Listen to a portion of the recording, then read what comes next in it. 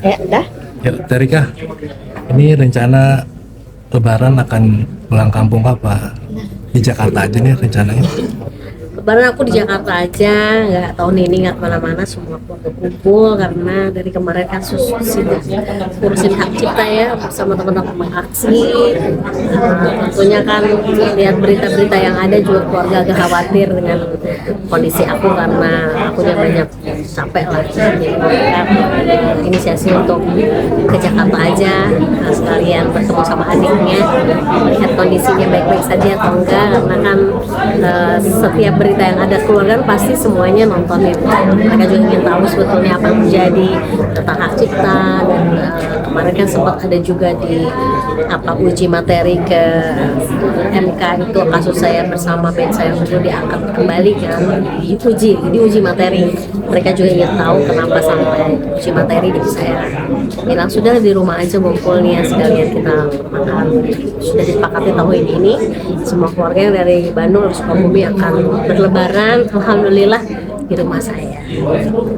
Biasanya tradisi apa sih keluarga Terika sendiri untuk Lebaran? Tradisinya ya kayak biasa lah, kita masak. Memang keluarga kami kan sering masak ya, kita masak sendiri ketupat, kari, karena mamaku masih ada keturunan Pakistan, jadi kita bikin roti canai dan segala macam. Dan biasanya open house sampai hari keberapa, termasuk aku yang di Tasik, semua datang karena mamaku udah 87, jadi ya mana yang paling tua kan disambangin. Tradisi seperti apa? Sama aja, masak, kemudian sholat pagi-pagi, menunggu keluarga datang sampai mungkin hari ketiga keempat masih ramai lah. Biasanya masak sendiri atau mesen ini apa?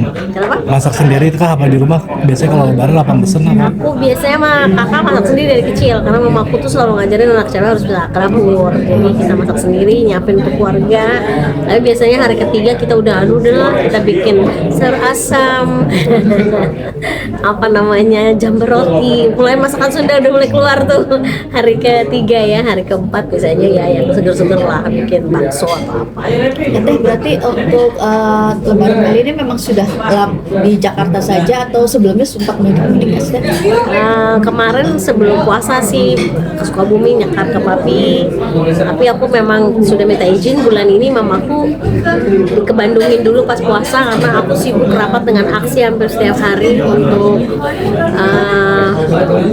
reading tentang undang-undang supaya kita tidak salah dalam revisi ini sekiranya apa, karena maksud aku revisi ini kan akan berguna untuk adik-adik saya di ke depan ya. Jadi hadiah Lebaran dari kami aksi untuk para pencipta lagu muda nantinya adalah ini. Jadi saya ke Bandungin mami, nanti mungkin 4 hari lagi saya jemput karena kayaknya kita mau break dulu aksinya.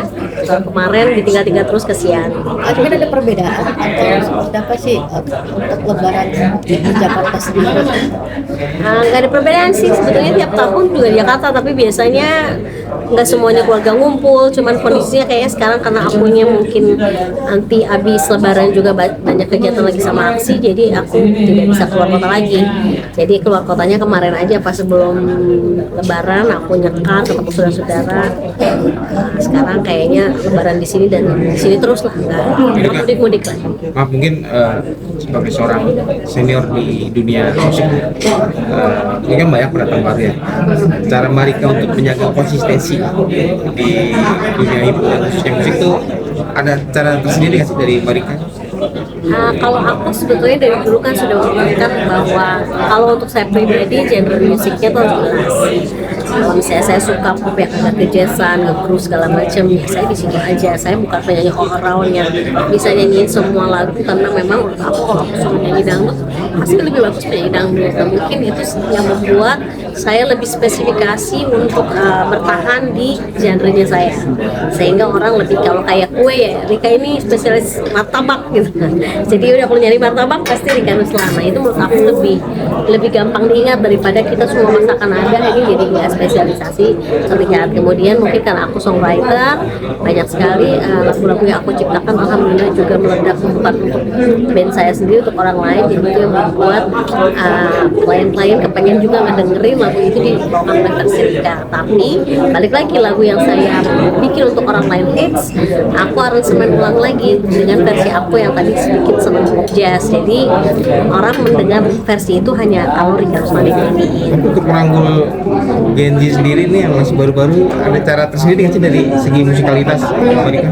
Kalau aku lihat sebetulnya Gen Z ini unik ya, mereka menyukai lagu lama juga. Malah sekarang kayaknya lagu-lagu lama tuh lagi viral-viral kan, tiba-tiba muncul itu ini.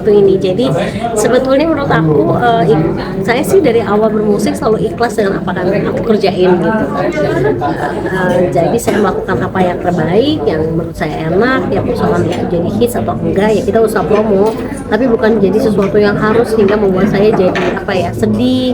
Apalagi sekarang saya solo kan, nggak ngeband lagi, jadi aku mencoba untuk kasih tahu bahwa saya itu songwriter and composer juga. Mudah-mudahan dengan apa yang ada sekarang terjadi itu, Gen Z juga bisa melihat bahwa oh, musik-musik seperti ini ternyata diperjuangkan, lagu seperti ini juga diperjuangkan, jadi menghargai musiknya lebih. Tapi kalau misalnya kita bilang musik itu ada waktunya, memang iya. Sekarang Gen Z dengan lagunya, dengan liriknya pasti akan berbeda dengan tahun saya, tapi saya rasa akan tetap kangen sih untuk balik ke masa lalu. Dalam waktu dekat project ada apa Mbak Rika? Single Dalam lagu apa? waktu dekat project, karena aku lagi bikin band perempuan namanya Nada Darah. Kemarin sudah mengeluarkan lagu tentang kebaya Indonesia, terus wanita berdendang. Nanti mungkin di Java Jazz adalah penampilan pertama di panggung besar ya untuk membawakan lagu tersebut. Jadi kita dapat kesempatan main Java Jazz. Dan saya akan launching juga lagu judulnya Bola Dapur. Tapi sekarang format band saya yang memang lagi aku coba seriuskan adalah semua isinya adalah perempuan. Jadi pemain bandnya adalah perempuan. Aku sekarang kayaknya lagi pengen fokus bikin festival perempuan, bikin komposer tentang perempuan, ngobrol tentang perempuan, karena ternyata terasa sedikit ya di aksi aja ceweknya kan cuma saya sendiri yang aktif.